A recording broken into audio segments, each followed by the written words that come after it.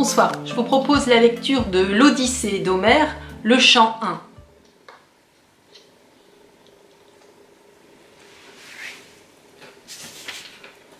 Muse, dis-moi le héros aux 1000 expédients, qui tant erra quand sa ruse eut fait mettre à sac l'acropole sacrée de Troade, qui visita les villes et connut les mœurs de tant d'hommes.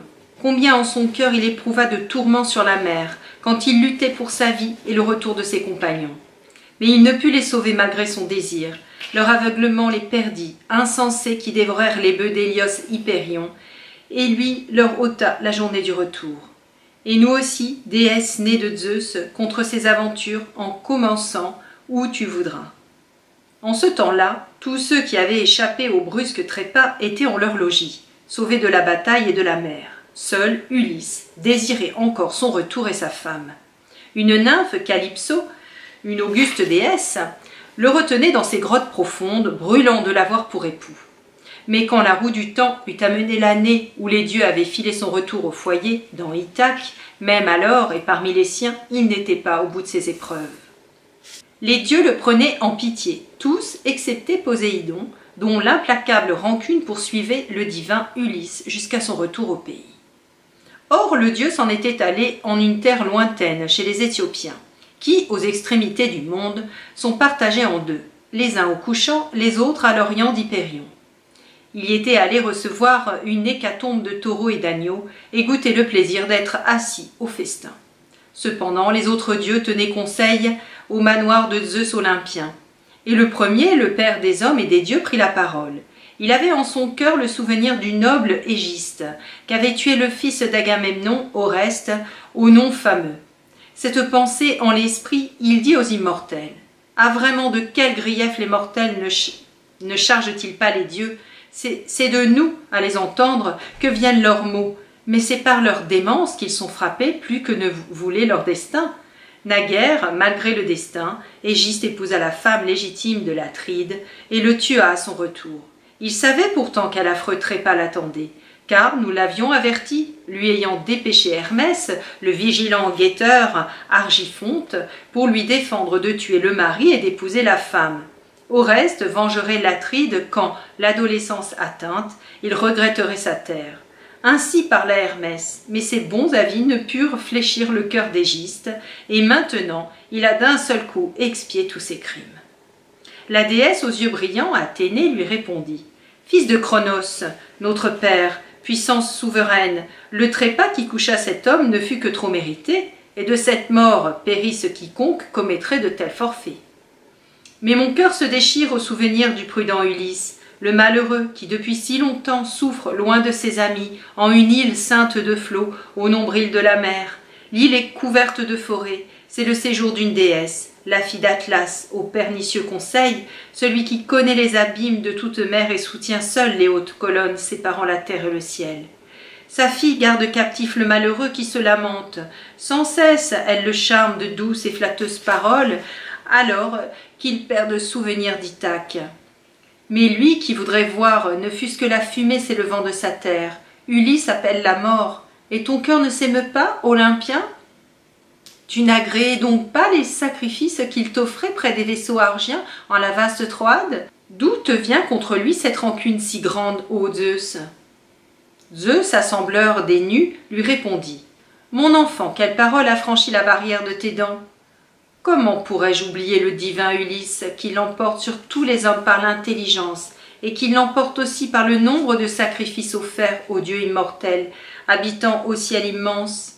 Mais Poséidon, porteur de la terre, a contre lui rancune opiniâtre, à cause de Cyclope, dont il aveugla l'œil unique, le divin Polyphème, le plus fort de tous les cyclopes. La nymphe Thousa l'avait enfantée, la fille de Porcis, prince de la mer inlassable. Elle s'était donnée à Poséidon au creux d'une antre. Et c'est pourquoi les branleurs de la terre, Poséidon, sans le tuer, fait errer Ulysse loin de son pays. Eh bien, nous tous qui sommes ici, songeons à assurer son retour. Poséidon quittera sa rancune, car il ne pourra seul tenir tête à tous les dieux immortels. Alors la déesse aux yeux brillants Athénée lui répondit. Notre père, fils de Cronos, puissance souveraine, S'il agrée maintenant au bienheureux que le prudent Ulysse revienne à sa maison, dépêchons Hermès le messager Argifonte en l'île Ogygie, afin qu'au plus vite il porte à la nymphe aux belles boucles notre immuable arrêt, le retour du patient Ulysse. Et moi j'irai en Ithaque stimuler son fils et lui mettre au cœur assez d'énergie pour convoquer à l'agora les Achéens aux longs cheveux et congédier tous les prétendants qui ne cessent de lui égorger en foule brebis et vaches, aux pieds tors, aux cornes recourbées. Je l'enverrai à Sparte et à Pylos des dunes, s'enquérir du retour de son père et gagner un beau renom parmi les hommes. Ayant ainsi parlé, elle attacha sous ses pieds ses belles sandales immortelles, en or, qu'il a portées sur l'immensité de la terre et des eaux, aussi vite que les souffles du vent. Elle saisit sa forte javeline à la pointe de bronze, lourde, longue, infrangible, avec laquelle cette fille d'un père puissant dompte par rangées les héros à qui elle garde rancune. Elle partit en s'élançant des cimes de l'Olympe et s'arrêta au pays d'Ithaque, devant le porche d'Ulysse. Sur le seuil de la cour, sa javeline de bronze en la main, elle avait pris le visage d'un hôte, Mantès, chef des Taphiens. Elle trouva là les prétendants superbes. Ils charmaient leur cœur en jouant aux cailloux, assis devant la porte sur le cuir des bœufs qu'ils avaient abattus. Parmi eux, les héros et d'alertes serviteurs mêlaient dans des cratères le vin et l'eau, ou bien lavaient les tables avec des éponges aux nombreux trous, puis les disposaient devant chacun et tranchaient force viande. Télémaque, divinement beau, l'aperçut avant tous. Assis parmi les prétendants, il avait le cœur plein de chagrin voyant en pensée son valeureux père. Ne reviendrait-il pas faire en son manoir une jonchée de ses prétendants, ressaisir les droits du maître et régner sur ses biens? Ainsi songeait Télémaque, assis parmi les prétendants, quand il aperçut Athénée. Il alla droit au porche, et son cœur s'indignait qu'un hôte attendît si longtemps à la porte. Il s'approcha de l'arrivant, lui prit la main droite, reçut sa javeline de bronze, et lui adressa ces paroles ailées. « Salut étranger, tu seras chez nous traité en ami. Viens d'abord souper. Tu diras ensuite ce dont tu as besoin. » Il dit et lui montra le chemin. Pallas Athénée le suivit. Quand tous deux furent entrés dans la haute demeure, il alla porter la javeline contre une haute colonne dans un râtelier bien poli, où beaucoup d'autres étaient dressés, celle du patient Ulysse. Puis il mena la déesse s'asseoir dans un beau fauteuil bien incrusté, sur lequel il avait étendu une housse de lin, et sous ses pieds il mit un escabeau. Pour lui-même, il approcha une chaise ornée de mosaïques, loin des prétendants, de crainte que l'hôte, mêlé à des gens bruyants et incommodés par leur vacarme, ne prit en dégoût le souper, et puis il voulait l'interroger sur l'absence de son père. Une servante, apportant dans une belle aiguière d'or de l'eau pour les mains, la leur versa au-dessus d'une cuvette d'argent et disposait devant eux une table polie. Une digne intendante leur apporta le pain et leur servit en abondance des mets qu'elle avait en réserve. L'écuyer tranchant leur tendit des plateaux de viandes diverses, posa devant eux des coupes d'or, et maintes fois les chansons venaient leur verser le vin. Cependant les prétendants superbes étaient entrés. Ils s'asseyaient à la file sur les chaises et les fauteuils.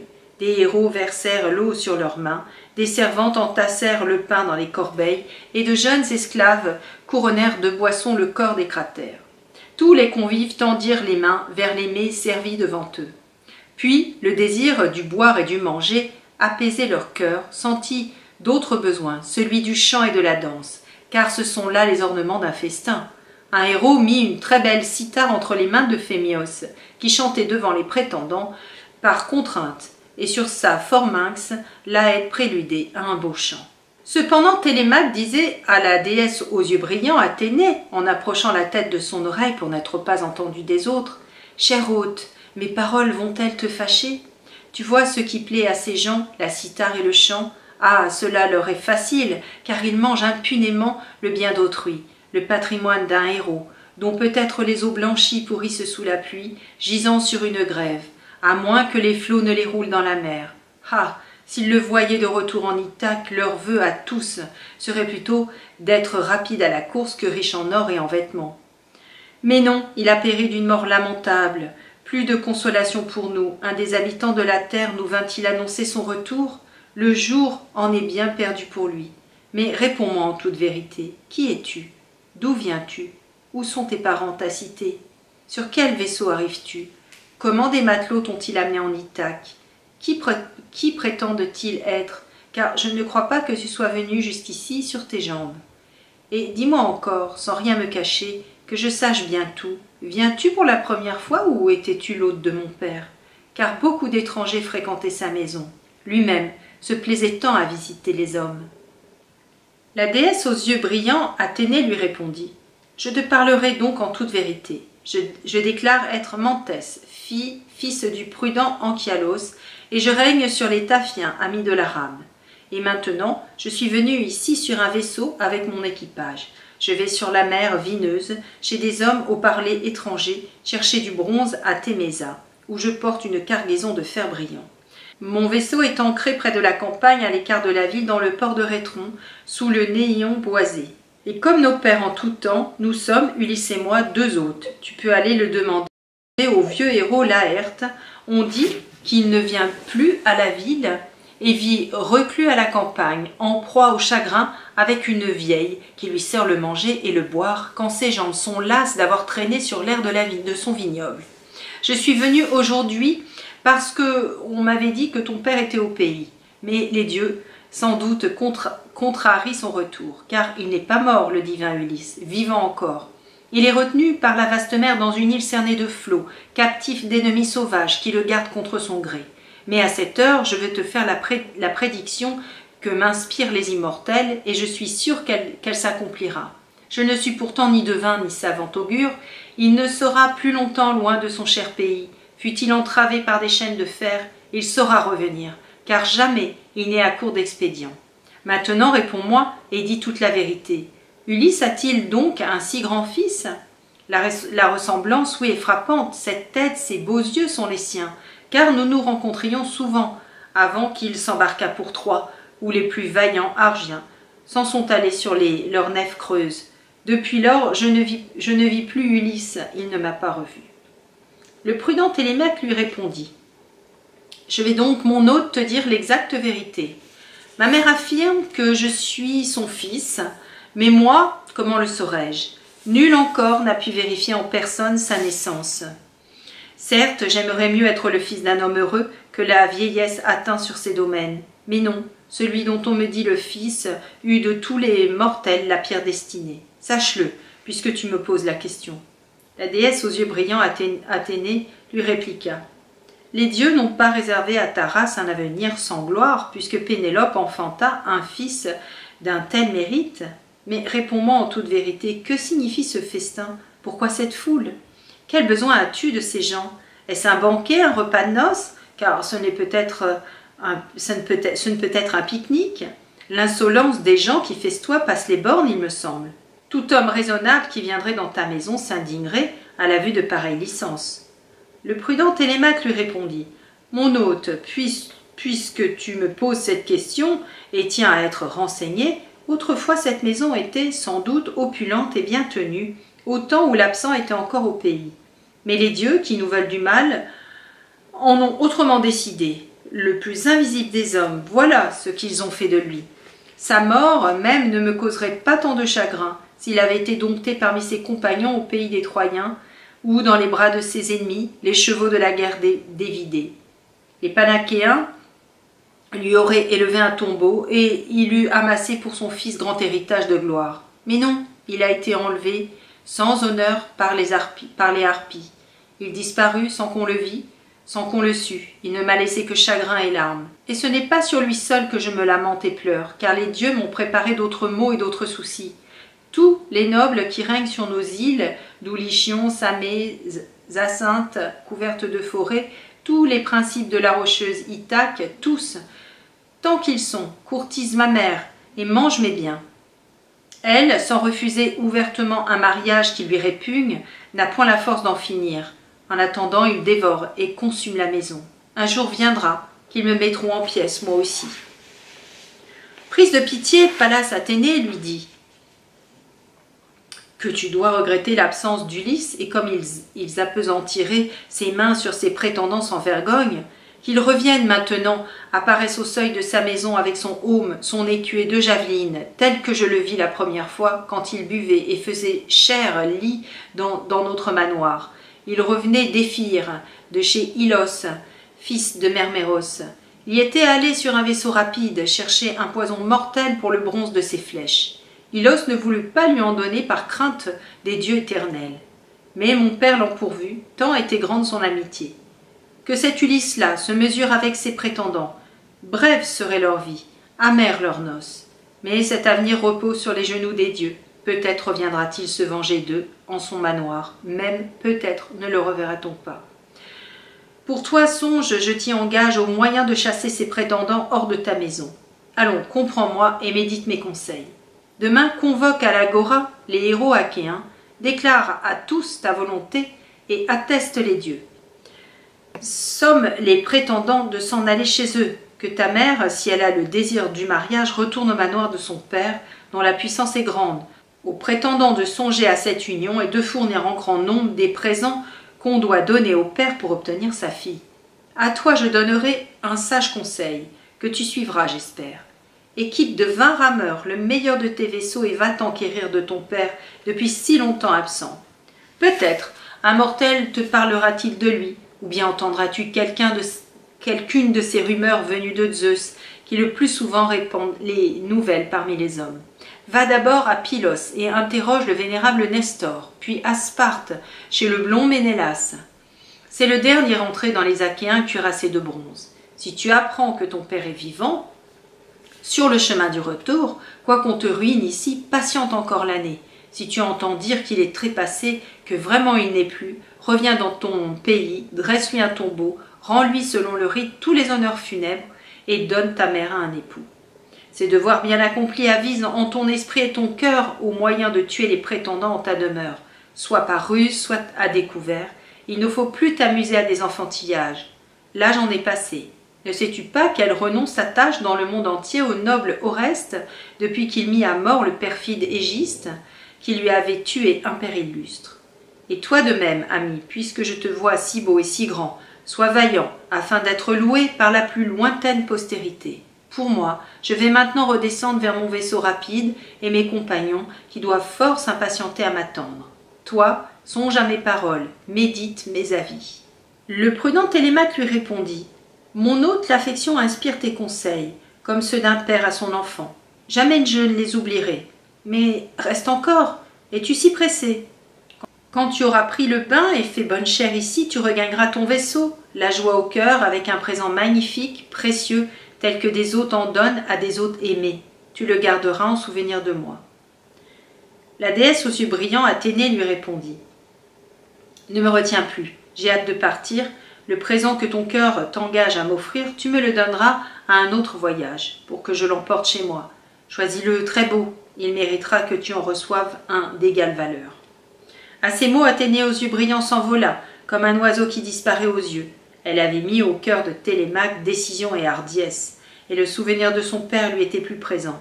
Puis, ayant réfléchi, il eut l'âme saisie de stupeur, car il s'avisa que l'étranger était un dieu. Aussitôt, il revint parmi les prétendants, et sa démarche était divine. Au milieu d'eux chantait l'Aède illustre. Ils étaient assis en silence à l'écouter. Ils disaient le désastreux retour des Achéens, les épreuves qu'à leur départ de Troie leur avait infligé Pallas Athénée. À l'étage, le chant inspiré pénétra dans le cœur de la fille d'Icarios, la sage Pénélope. Aussi descendit-elle le haut escalier de sa chambre. Elle n'était pas seule, deux suivantes l'accompagnaient. Quand la noble femme fut arrivée devant les prétendants, elle s'arrêta à l'entrée de la salle bien charpentée. Elle tenait devant son visage un voile moiré, et ses suivantes attentives étaient à ses côtés. Alors elle dit en pleurant au divin Aède. « Phémios, puisque tu sais tant d'autres chants, baume au cœur des mortels, tant d'aventures d'hommes ou de dieux que vantent les Aèdes, dis-leur assis près d'eux un de ces chants, et qu'ils boivent leur vin en silence. Mais cesse cette rhapsodie si triste, qui toujours me déchire le cœur au fond de la poitrine, depuis que m'a frappé un deuil inconsolable.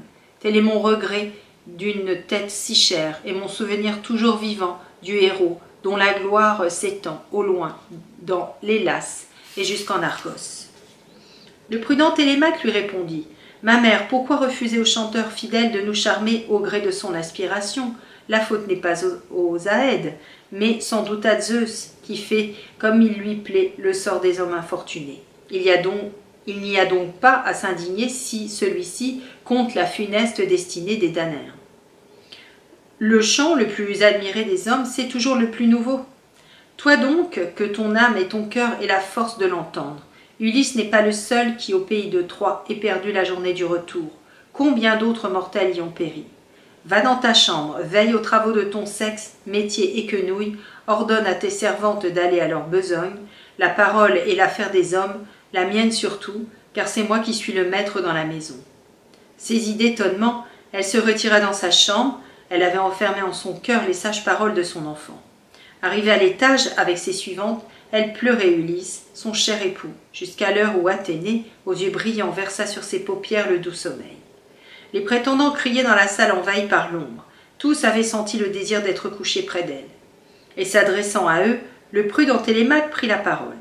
Prétendants de ma mère, qui portait si loin l'insolence, goûtons en ce moment le plaisir du festin, que nul cri ne s'élève, car il est beau d'écouter un tel Aède que sa voix égale aux dieux.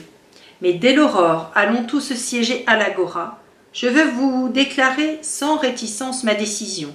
Quittez ce manoir, cherchez ailleurs d'autres festins, mangez vos biens à vous, allant l'un chez l'autre, tour à tour. Si vous trouvez préférable et plus avantageux de consumer impunément le patrimoine d'un seul homme, dévorez tout. Mais moi, j'élèverai mon cri vers les dieux éternels, afin qu'un jour Zeus accorde l'expiation de vos méfaits. Vous pourriez bien alors périr dans ce manoir sans être vengé.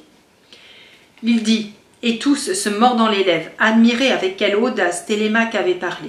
C'est Antinos, fils d'Eupythès, qui lui riposta. Télémaque, ce sont sans doute les dieux qui t'apprennent à hausser le ton et parler avec tant d'audace. Mais puisse le fils de Cronos ne jamais te faire roi d'Ithaque cerné des flots, bien que ta naissance t'en donne le droit. Le prudent Télémaque lui répondit. Antinos, au risque d'exciter ta colère, je parlerai. Oui, certes, cette royauté, je serais heureux de la prendre, si Zeus me l'a donnée. Prétends-tu donc que ce soit parmi les hommes la pire destinée? Non, ce n'est pas un mal de régner. Aussitôt, la maison est opulente et l'homme plus honoré. Oui, certes, il y a beaucoup d'autres princes achéens dans Ithaque cerné des flots, des jeunes et des anciens. Un d'eux possédera donc cette royauté, puisque le noble Ulysse est mort. Moi, je serai du moins le seigneur de notre maison et des esclaves que l'illustre Ulysse captura pour moi. Alors Eurymaque, fils de Polybe, lui répondit. Télémaque, cet avenir repose sur les genoux des dieux. Ils décideront quel Achéen régnera dans Ithaque cerné des flots. Pour toi, jouis de tes biens et règne sur ta maison, et que nul ne vienne contre ton gré, par violence, t'arracher ton patrimoine. Cela ne sera point tant qu'il y aura des hommes à Ithaque. Mais je veux, mon brave, t'interroger sur ton hôte. D'où venait cet homme? De quel pays prétend-il être? Où sont sa famille et sa terre natale? T'apportait-il quelques nouvelles du retour de ton père, ou bien était-il venu réclamer une dette? Comme il a disparu vite, sans attendre qu'on fît sa connaissance, il n'a pas figure de vilain. Le prudent Télémaque lui répondit. Eurymaque, il n'est plus de retour pour mon père. Je ne crois plus aux nouvelles que je puis recevoir, et je ne prête plus attention à aucune prophétie. Quand ma mère convoque dans la salle un devin pour le questionner. Celui dont tu parles est un hôte de notre famille, il est de Taphos, il déclare être Mentès, fils du prudent Anchialos, il règne sur les Taphiens, amis de la rame. Ainsi parla Télémaque, mais en son esprit il avait reconnu une déesse immortelle. Les prétendants, ne pensant plus qu'à la danse et aux chants délectables, en goûtaient le plaisir jusqu'au soir, et pendant qu'ils en jouissaient, survint la nuit obscure. Alors, désirant se coucher, ils s'en furent chacun chez soi. Télémaque alla dans la belle cour, au lieu bien découvert où était construite sa haute chambre. Et là, s'étant couché, il agitait maintes pensées en son esprit. Il était accompagné d'une servante attentive qui portait des torches allumées. Euryclée, fils d'Ops, fils de Pisénor, que jadis Laërte avait acheté toute jeune de ses deniers. Elle lui avait coûté le prix de 20 bœufs et il l'honorait dans la maison à l'égal de sa noble épouse. Mais jamais il n'était entré dans son lit, ne voulant pas exciter la jalousie de sa femme. Elle accompagnait donc Télémaque en portant des torches allumées. Il lui était plus cher qu'à nulle autre servante. car elle avait été sa nourrice quand il était tout petit. Il ouvrit la porte de sa chambre solidement construite, s'assit sur son lit, ôta sa molle tunique, la mit sur les bras de la diligente vieille. Celle-ci, après l'avoir pliée avec soin et pendue à un clou près du chalit, percé de trous, sortit de la chambre, ferma la porte avec l'anneau d'argent, puis tira le verrou par la courroie. Alors, toute la nuit, Télémaque, sous la toison de brebis qui le couvrait, méditait en son esprit le voyage conseillé par Athénée.